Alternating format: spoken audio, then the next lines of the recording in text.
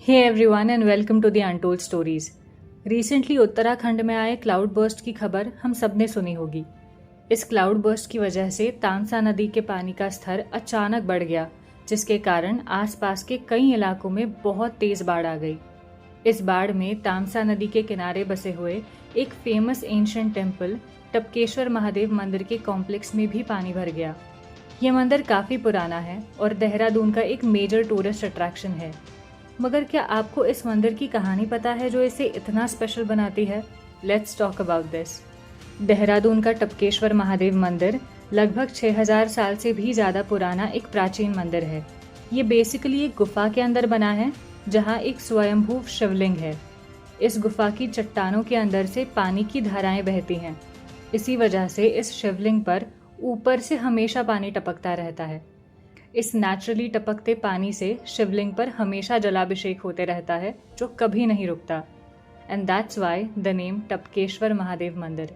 ऐसी मान्यता है कि इसी जगह पर कई देवता और ऋषि वर्षों तक भगवान शिव जी की आराधना करते थे और भगवान शिव जी उन्हें यहाँ पर प्रकट होकर दर्शन भी देते थे। ये मंदिर इसलिए भी इम्पोर्टेंट है क्योंकि ये महाभारत काल से जुड़ा है। कहते हैं कि इन गुफाओं में पांडवों और कौरवों के गुरु द्रोणाचार्य अपनी पत्नी कृपि के साथ रहा करते थे। इसी गुफा में उन्होंने शिवजी से पुत्र प्राप्ति की आराधना की, जिसके कारण उनके बेटे अश्वत्थामा का जन्म हुआ। मगर अश्वत्थामा के जन्म के बाद उनकी माता कृपि का शरीर उतना दूध नहीं प्रोड्यूस कर पा रहा था जिससे नन्हे अश्वत्थामा की भूख मिट सके।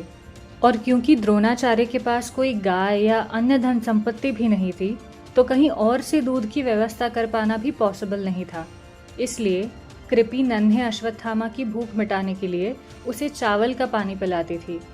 मगर जैसे अश्वत्थामा को थोड़ी समझ आने लगी, वैसे ही उसने देखा कि उसके बाकी दोस्तों को तो अपने अपने घरों में दूध पीने मिल जाता है और सिर्फ वही अकेला है जिसे चावल का पानी पीकर जैसे तैसे पेट भरना पड़ता है।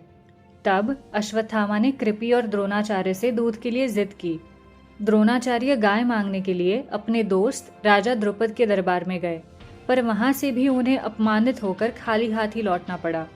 फाइनली उस गुफा में बैठकर अश्वत्थामा ने खुद ही दूध के लिए भगवान शिवजी से आराधना की। नन्हे अश्वत्थामा की आराधना से प्रसन्न होकर भगवान शिवजी ने गुफा में एक दूध की धारा प्रकट कर दी, जिससे अश्वत्थामा को निरंतर दूध मिलता रहे।